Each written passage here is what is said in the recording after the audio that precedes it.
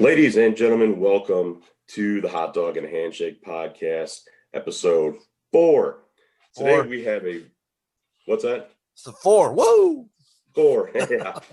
Today we have an extremely special guest, the individual that proved that any man with two hands definitely has a fighting chance. The one and only James Ellsworth. James, welcome to the show. Thanks for joining us. We appreciate it. What's going on, guys? I haven't received my hot dog nor my handshake yet, and you called me very special. Well, I'll tell you what. That's where we're at. The next time we get you out here to Fort Wayne, I'll make sure I have a hot dog and a handshake just for you. I'll make it a foot long. That's the kind of guy I am. Oh, I love coming to Indiana because Rudy Charles lives out there. Dan Engler from WWE is a referee in WWE. He lives in Evansville. So anytime I come to Indiana, I like to go to his house and get on his nerves. So I can't wait. All right. All right. Well, hey, thanks for joining us, man. We appreciate it. We know you got a lot going on. You're a busy guy. We appreciate you taking time out to join us. Well, I'll tell you what, man. Let's take it from the top. Who was the individual that got you interested in wrestling? You were watching TV or flipping through the channels. You saw that one guy, and you said, "Man, I want to do that." Who was that guy, or who was that girl? Man, so the first two wrestlers, I don't know who I saw first because I was so young, that I remember seeing were Ricky Morton and the Ultimate Warrior, who were on two different channels. But I remember those are the two that I remember seeing first. It was those two. Completely different wrestlers, but both so charismatic, you know? Okay. Now, definitely, I would say that you have the charisma that you got from those individuals. Did you develop your own style? Did you try and model yourself after somebody? What was your decision making with that? Well, man, like I'm small, right? Like the average guy at WWE is 6'1", 220 pounds. I'm 5'8", 170 pounds. Actually, I think I might be up to 177 because of quarantine. Or it might just be a beer belly. I don't know it. I need to get rid of it. I do know that. But yeah. So I always knew when I got into wrestling, I said, man, I don't really want to be a cruiserweight because like you could really damage your body doing that style. God bless everybody that does it. I want to wrestle the bigger guys, and I'm going to be in there with the bigger stars. So I got to sell, and I got to sell good, and not only do I have to sell, I have to cut good promos. I got to be interesting. Somehow I have to make myself interesting enough where one day I can get in there with the big stars. I knew that right away. Like, man, I need to sell my ass off and I need to make people look good. That's the only way I'm ever going to have an opportunity to wrestle the bigger stars in wrestling. And it's crazy. I got in when I was 17, and I thought that was my mentality right away. Is I need. Like, I didn't, Shawn Michaels is my favorite wrestler, but I was like, man, I'm even smaller than Shawn Michaels. Shawn Michaels is still, 6 foot tall, 6'1". I'm 5'8". I'm like, so I really, really have to learn how to make people look good. And I had that mentality right away. Well, that's one of the most important things. So you kind of had the right headspace from the beginning. Let's talk the beginning of your career. Did your wrestling career start out? Where were you at before? We'll say 2006 CZW time. Where were you at before that? So I started training in 2002 when I was 17. I graduated high school 4 days later. Showed up to wrestling school in Baltimore. It was called Bone Breakers. Axel Rotten trained there, and he wasn't actually when I first signed up, he wasn't around.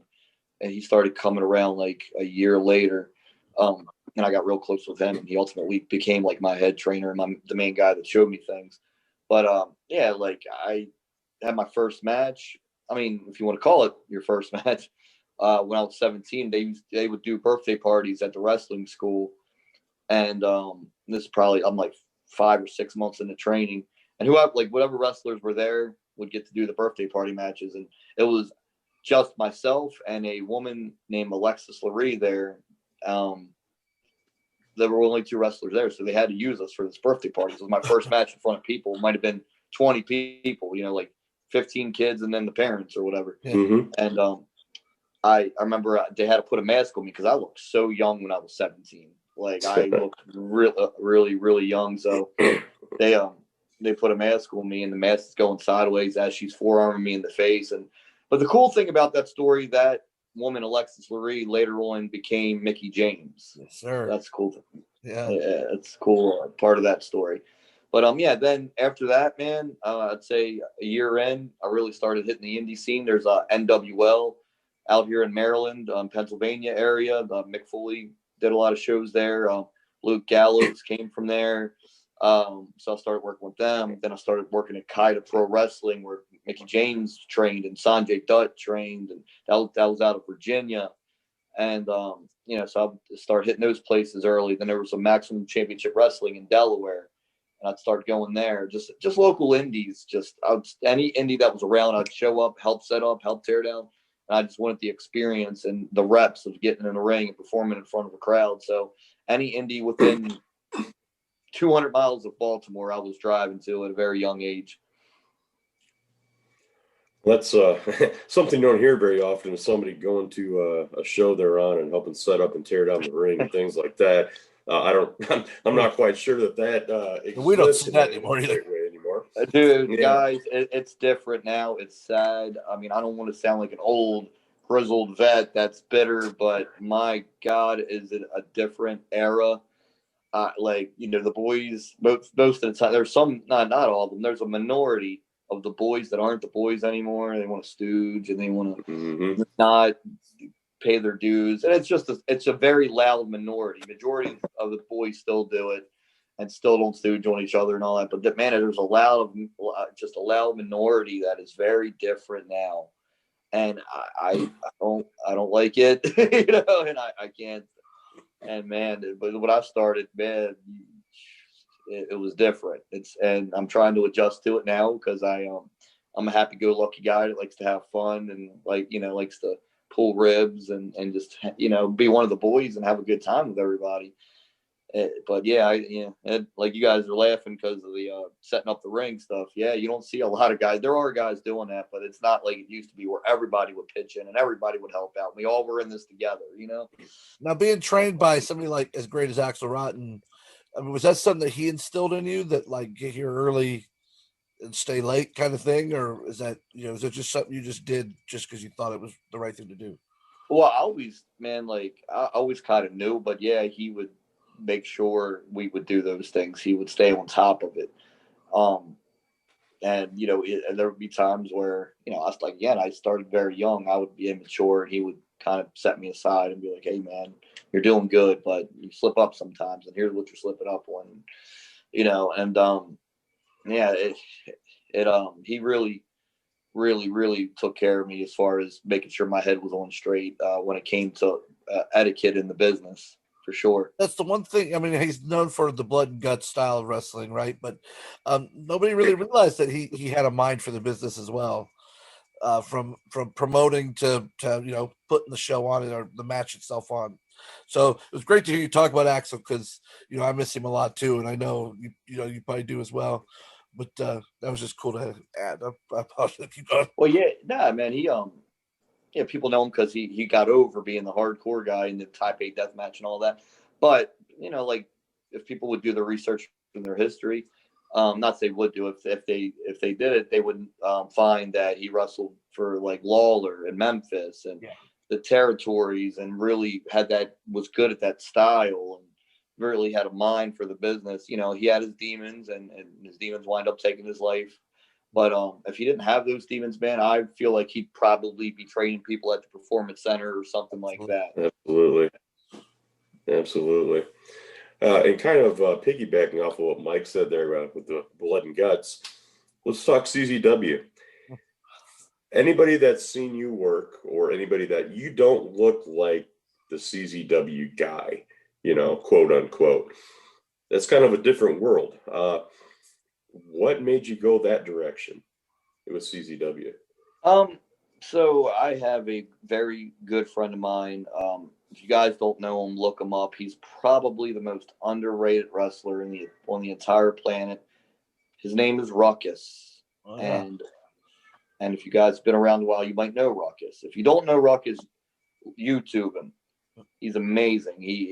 So back in those days, 2004, 2005, 2006, I used to ride to CZW with him because we both live in Baltimore. CZW would be in Philly, an hour and a half away. And, I showed up probably 7, 8 times in a row and, to help set up, help tear down. And then time 9 or 10, I got a match. I think it was like the 2006 Tournament of Death. I wasn't in the Tournament of Death, but they have non-tournament matches. And I wrestled Ruckus and Robbie Marino back then, now known as Robbie Elamani. Drew Gulak and I, actually. Drew Gulak still with WWE. Where we teamed and we wrestled them at Tournament of Death 2006. But, I hung around here and there, CZW, but it wasn't really my thing, the blood and the guts and all. Nothing against it. I have nothing against it. I just feel like, to me, I'm a storyteller. And if there's going to be blood and guts, it has to be a blood and gut feud where somebody's stealing somebody's wife, somebody's kissing somebody's sister, somebody's breaking into somebody's house where there's nothing left to do but go at it and beat the crap out of each other until there's blood, That's right. I'm into that. I'm not into, okay, I'm here and you're here. Let's beat the crap out of each other and bleed. I'm not into that. That's my culture. So. Anybody that's in the wrestling business, any professional wrestler out there that's listening to this right now, take note of the fact of how many times James Ellsworth has mentioned the fact that he has tore down the ring, set up the ring, contributed, and shown up. These are the things that are important. And so far, he's hit every nail on the head. That's what it takes. So that's the lifeblood of our sport, man. It's the lifeblood of our business. Absolutely. Even with Heroes and Legends, I remember just showing up just to be able to set the chairs up. I didn't care. You remember, I whatever you wanted me to do, that's what I was there for. So. And then one day I said, well, this kid looks like he wants to do something, so might as well. Yeah, let's do something real quick. And like I was saying, unfortunately, it's not, it doesn't happen as often that it's used to. There is guys that do it. I saw a guy got a big opportunity at an indie show recently and got his name out there because he did just that, was just show up and help out. So, and I know the kid, and I'm very happy that he did that. So, and he's getting his name out there on like the bigger indies or whatever. But yeah, it's a lost art, man. If everybody would just get together and help each other out and help promote the shows and help set up and help tear down, if everybody just put in a little bit of work, it'd make everybody's job a lot easier, and the shows will be better and ran better and produced better and look better. That's good. That's good. So, like I said, you East Coast. My family's East Coast as well. They're Wilmington, Delaware, is where we're out of. Oh. So, did you ever watch the ECAA their tournament they always had every year? I've heard of ECWA and I've discussed things with them before as far as bookings go, but I don't.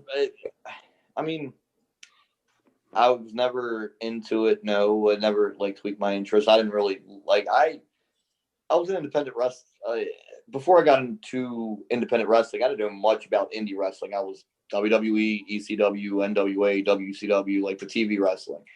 And once I got into, I knew of indies from watching Beyond the Mat and seeing indie shows and stuff like that. But I didn't really pay much attention to it, I guess you could say. I went to indie shows here in Maryland, but probably I started going 2 years before I signed up. I is when I was introduced to indie wrestling and went to it, Maryland Championship Wrestling out here, and started going there in the year 2000. And that was the only indie show I knew. So ECWA, I didn't really hear about them or know of them until I got into the business. Interesting. Now, I think for the most part, most people know that you started out with the WWE as Rosebud, along with Adam Rose. How does one, for the people that don't know, how do you go about getting yourself on TV? How do you go from an indie wrestler to a guy who suddenly is appearing on WWE TV as a Rosebud? Well, that was pretty simple. It's just you got to send your stuff to them, and anytime, right now we're in quarantine and they're just out of Orlando, but anytime they would come near Baltimore, I would send my stuff to be an extra. And an extra is you're unknown. Nobody knows who you are. You're not even a big name on the indies or anything. You're just an unknown that they can put in any position. You could be a rosebud, you can get a squash match, you can be a fake security guard, a fake doctor, a fake tattoo artist, maybe a shrink. And I would send my stuff all the time, and they just started, knowing that I was willing to do it. So I would start going up there. And the first thing I ever did was be a rosebud. So that's the first time I walked out and saw the WWE crowd. And I remember going, man, like, this is cool. Like, I wish this was my job every night, even if it was just to be a rosebud. Yeah. Come out every night and be in front of this audience. Yeah, I can only imagine what that feels like to walk out and see 15,000, 20,000 people. It's one thing I've never done is stood on a stage at a WWE show and looked out. So I imagine that gives you goosebumps even thinking about it now. So you were a rosebud on more than one occasion. And then suddenly here you are on TV with Braun Strowman. How did that transition happen? How did you go from an extra to somebody who's on my TV, wrestling a guy 3 times your size, and making an impact? How did that next step take place? Well, there's really, at that point, there's no difference in being a rosebud than being a guy that's just getting beat up real quick. So it's not like, I think people have this like thought in their head of WWE's, oh man, this guy's really good, we'll put him in here with Braun Strowman because he'll make him look good. And that's not what they're thinking. They're like, who's here? All right, let me see you throw a punch. Like Arn Anderson asked me, let me see you throw a punch. And I throw a punch. He goes, it's actually a damn good punch. He's like, get in the ring and throw one to Braun Strowman there. I said, all right. I walked up and threw a punch at Braun Strowman. He goes, cool. He's like, you're gonna hit him twice on TV tonight on Raw, and make sure you have playing gear or whatever. I'm like, it was that quick. I was like, what? And what's number one? I was like, wait, did Arn Anderson just say I throw a nice punch? That's really cool. And I was like, well, I'm going to be on Raw. That's cool. But again, good mentality. I was like, well, at least I'll get my one match in WWE. And, I'm not going to make a big deal out of it because I've seen guys have matches at WWE, like get squashed and then they have on posters as seen on WWE television. Numerous guys. I'm not speaking about one guy. There's numerous guys I've seen them. And I was like, man, I don't want to be that guy. I just want to do this. And if I go to a show and people, hey, man, that's cool. You got the Russell Strowman on Raw. I'm like, yeah, man, it was fun. That's it. And that not only did I become that guy afterwards, not my doing, I became like, the most popular enhancement talent in the last, however long. So yeah, it's crazy. Yeah, that was kind of one of the next things that I was going to ask is that squash match, I guess if you can call it that, turned into something pretty big, pretty special. Because we saw you as a rosebud, then we saw you in the ring with Braun Strowman, and then we move over time into you getting in there with a couple of the biggest stars at the time, AJ Styles and Dean Ambrose. I mean, that's quite a transition. How did that next step take place? The matches, because it was more than one occasion. I think you had with Strowman. I think you had a little something going on there. What led to that next step? How did we go from you getting beat up by Braun Strowman to you being up there with some of the top players in the game at the time? Well, it's crazy, man. It goes back to my mentality when I first got in the business of, man, I need to sell and I need to make whoever look good. And I don't think I've ever done a better job of selling in my life than I did against Braun Strowman, still to this day. Mm-hmm. It was a 1:29 long match, and I just took everything the best I could. I cut a good promo beforehand. That luckily, very fortunate and blessed, they let me talk beforehand. And I get to the back, and Arn Anderson's like, man, Vince wants to see you. And I was like, see me? I'm thinking I did something wrong. I'm like, did I? Because I walked down the ramp. I wasn't supposed to walk down the ramp before the match. I was supposed to walk around the ramp. And I walked down it. I was like, he's going to yell at me for walking down the ramp. This is what this is about. And so anyway, I get up to Vince. I was like, hey, sir, you wanted to see me? Arn told me. You did a hell of a job out there. I said, oh, man, thank you. That means the world to me, Goose. I'm going to hire you. And I was like, excuse me? Wow. And he's like, wow. And he's like, I'll be in touch. And I was like, who's ribbing me? Like, who? Yeah. Where's And Punk at, right? Yeah, where's Ashton Kutcher? yeah, and as I'm leaving the arena that night, I see Triple H and say, "Hey man, Vince talked to you, right?" I said, "Yes, sir." He goes, "Yeah, man, we'll see you soon." Huh? And I got in the car and like I rode with one of the other extras and I was telling them this. I'm like, dude, they said they were gonna hire me. He's like, "Oh, come on, man. What?" Yeah, I heard this one before. Yeah. Whatever. I'm like, dude, I'm not kidding you. Like, Vince McMahon told me he's gonna hire me. And dude, I didn't hear from Vince for 6 weeks after that. I mean, they hit me up every week. WWE hit me up every week for that 6 weeks with different ideas. And like one of them was wrestling Heath Slater at SummerSlam, and the winner gets a contract for SmackDown because that's back when he was chasing his contract. Mhm. And like, and that didn't happen because they wanted Heath to be a heel, but he wound up getting good reactions from the crowd, so they turned him baby. Then one of them was dress up as Enzo Amore, come out and roll, and Chris Jericho beat you up. And I was like, oh man, that'd be cool. I love Chris Jericho. And then that didn't happen, and just every week it was something. And they were like, hey man, this is 6 weeks later. They're like, come to California. We 100% have something for you. And I come out there. Let me rewind. So they said, hey, drive from Baltimore to Philadelphia. And it was like the first week of September in 2016. And they're like, we got something for you. And I get there and they're like doing this whole thing where AJ Styles is looking for a tag partner against Dean Ambrose and John Cena. And I was going to be the tag team partner, like, because he couldn't find one. So Daniel Bryan was going to, when he was general manager, was going to make me the tag partner.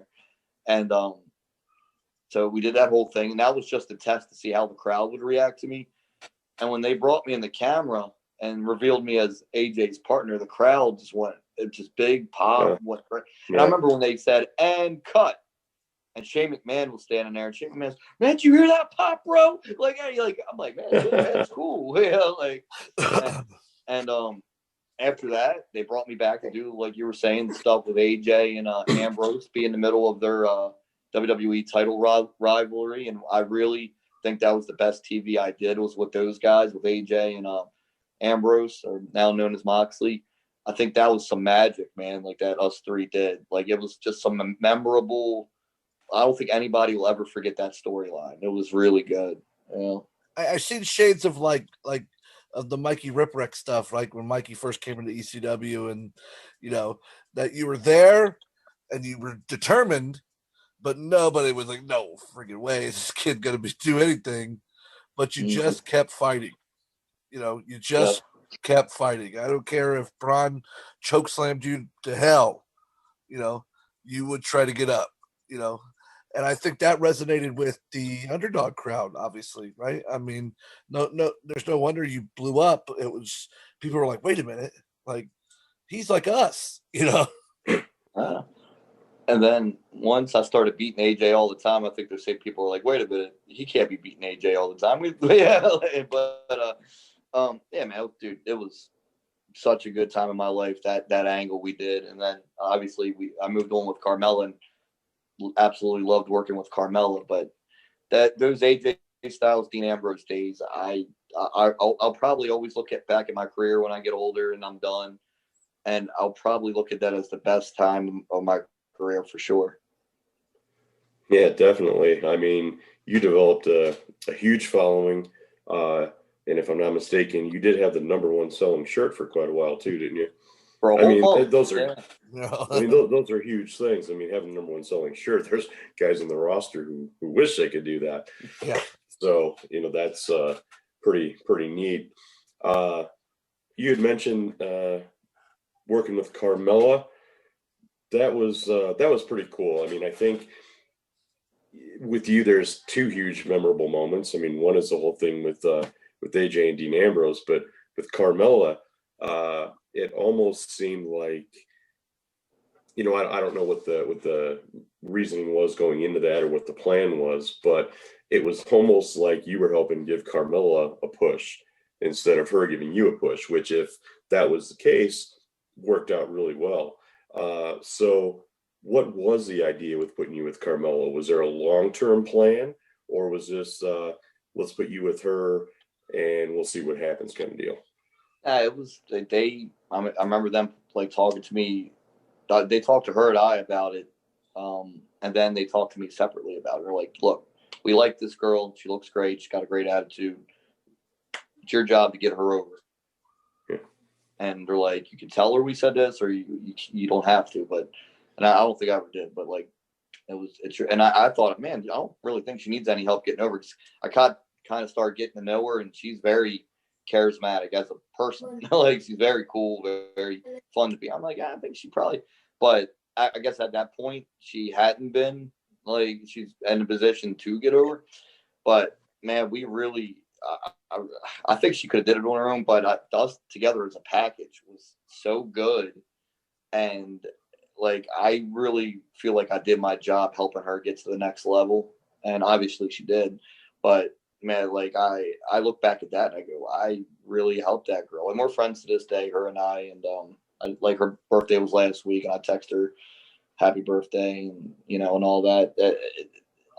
But yeah, she got over that, and that duo of her and I really, I mean, they never really finished the story to this day. This day, I could probably go back and do some more stuff with her because neither one of us ever turned on each other. Yeah. So, but yeah, that was the idea, is to push her, and it worked out for sure. Yeah, definitely. I mean, here, even recently, they had promos, leading up to this woman who was unidentified at the time, and reintroduced Carmella. And, I think you can take a little bit of that as your help, because you did such a great job of pushing her. And, I've had the opportunity to meet her a couple of times, and she's an absolute sweetheart. She's got her head on straight. And she deserves to be where she's at right now. That's I hope they start doing a little more with her. I mean, that's cool. They gave her vignettes and new gimmick and all. Right. We'll see what happens, because I mean, I think since the vignettes, nothing's happened. Maybe they're waiting for Hell in a Cell to be over because the pay-per-view was coming up. But whatever she does, if they give her the ball, she'll fucking score a touchdown with it, because she's that smart. So I would wish her nothing but the best. Always. For sure. So I think things started to end after Money in the Bank, after you helped Carmella win Money in the Bank. Is that kind of the point where things started to kind of come to a close with that? Yeah. Or was that a premature close, or was that kind of planned that way? I think it was premature. Like, I think they thought maybe she has a briefcase now. What the hell she need him for? But maybe she'll need him in the future, because they let me go for 7 months, and then 7 months later I came back and helped her beat Asuka twice. And then she was losing the belt at SummerSlam, so then they got rid of me again, so I didn't have to be there when she lost the belt. But they've never, to me, ended that chapter. Like, we haven't, parted ways yet. So you never know. I could come back and do something with her. I could come back and do something with R-Truth and 24/7 title. I could come back and mess with AJ again. You just never know with WWE. You can come back 2 months from now, or you come back 2 years from now, or 22 years from now. You just never know. And I definitely, that's where, like everybody says, oh, there's all these other promotions. Well, I always wanted to be in WWE. I got there. I enjoyed it. I had a great time. And that's where I would like to land again. So let's be with that. You did was that a one-off for Impact, or did you have like a short run with Impact? I did a couple of house shows. Really enjoyed working with Scott D'Amore. Great guys, great crew. I mean, they have probably the best crew they've had in a long time now. Yeah. I had a great time there. It's not a bad thing you could say about that place. They're doing their thing. Hopefully they're building it back up, and hopefully they get to the height that TNA got, because TNA at one point, man, was drawing 1.4 million viewers on Spike TV. Sure. Like, there's no other company other than WWE's doing that right now. Like, TNA got there. They got to. We're selling out house shows. It was crazy at that point. Yeah, like, people, and are talking very well about AEW, which is cool. But man, like, people forget TNA. Like, they had, a little run where they were making some noise, and AEW is doing it now, and it sucks that the pandemic slowed them down from running arenas and all that. But it's just piss poor timing. They were just starting to take off, and then no crowd, right? That sucks, man. And I wish everybody best, dude. If everybody does good, like, even if I just wrestle indies the rest of my life, if everybody on TV does good, that trickles down to the indies, where all the indies will do well too. So Yeah, definitely, for sure. Speaking of indies and what's the current status with Adrenaline Championship Wrestling? well, here in Maryland, man, we we have dude. I've wrestled in every state, and we have the most strict commission in any of the land, and Yeah. I do not like them. They know I do not like them. I am not quiet about it. They probably hate my guts, man. Like, and I should have a better relationship with them because I run shows here. We're entertainment, just like medieval times. I always ask them, do you go to medieval times and bother them when they're knocking each other off of horses and play fighting and hitting each other with swords? That's Sure. what we're doing. The same thing. You know what I mean? Like, Yeah. we're not. Yeah, for real. We're not. This isn't a competition. We're just performing. And I was like, do you guys go to plays when they're fake fighting and Movie sets and I don't know. So they won't allow us right now, even though the governor of Maryland said, for indoor sporting events, right? Because the commission treats us like we're a sporting event, can have 250 people. And I messaged the commission, was like, hey, we can do 250 people. Oh, no, it's pandemic. And our doctors feel like you shouldn't do it. And you could do it with no fans. And I'm like, what? I can't stay. So Yeah.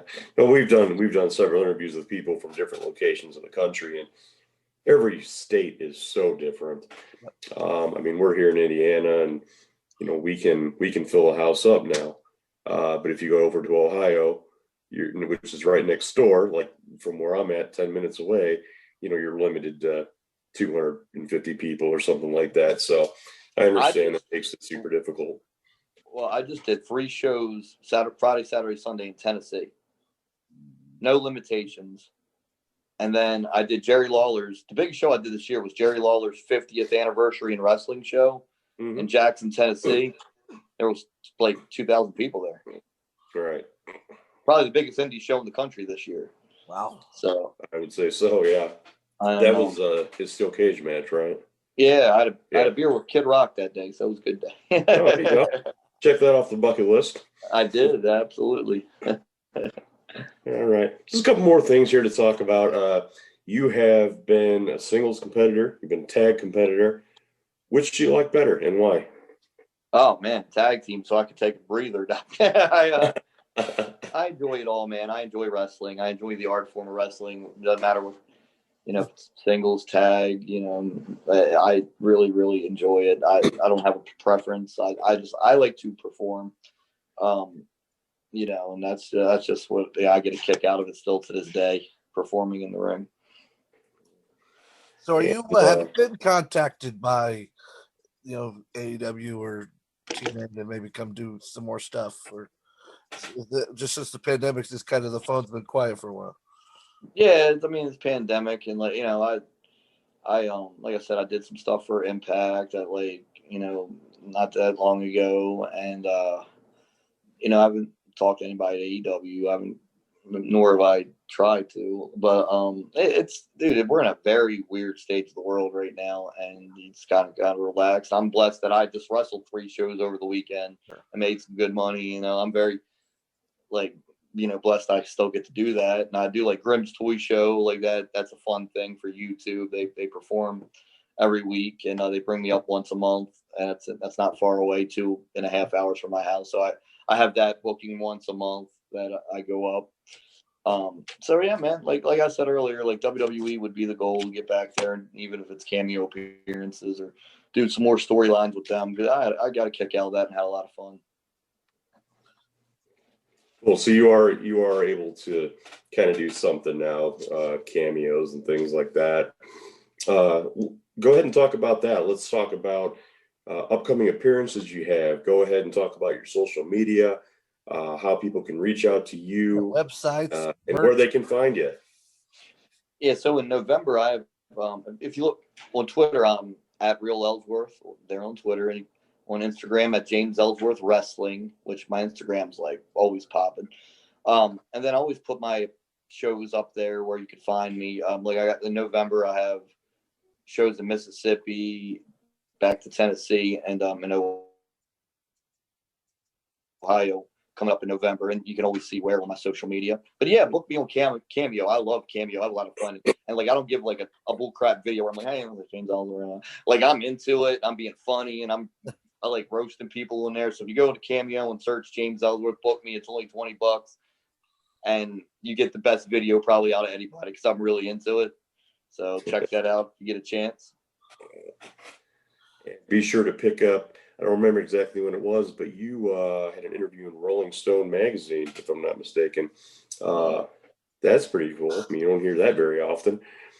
No, I remember when WWE's like, Rolling Stone was doing an interview with me. I was like, oh, cool. And he's like, I don't know, like I'm not John Cena or The Rock, you know what I mean? Like, so I think they were just intrigued by the story, and I feel like my life should be a movie, man. Like I've been through so much trials and tribulations and ups and downs. It's truly been a roller coaster. But the cool thing about me and roller coasters is they never bother me whether I was going up or down. So, and with that being said, because obviously you were born without a chin, correct? It wasn't like an accident that happened in life. You were born without it. I actually lost my chin in your mom's video. No, I'm just kidding. Boy, that brings back memories. I don't know, man. I never knew I didn't have a chin until wrestling fans started telling me. I'm like, what? Wait, I don't have what? That guy was right here. Yeah. I don't know. So it's fun, dude. I think it's hilarious. Like I love that the finisher's called the no chin music. No chin music. And I'm, like if you watch Survivor Series 2016, Gallows and Anderson, we did a backstage, and they were calling me Chinderella, and you're chin it to win it, and all the good, just nailing the chin jokes. And I man, we had to do it live, and almost busted out laughing. I was kind of like selling for them. I remember when we were done, I had to run and laugh. It was so funny. Dude, I'll make fun of myself all day. Like I'll make fun of you, him, and me all day. Like yeah, it's all in fun, but you can't do that anymore. The people are sensitive. I'm sorry I said that about your mother. I'm sure she's a wonderful woman. I'm sure she raised you very nice, and she's an angel. I still lost this chin in her vagina.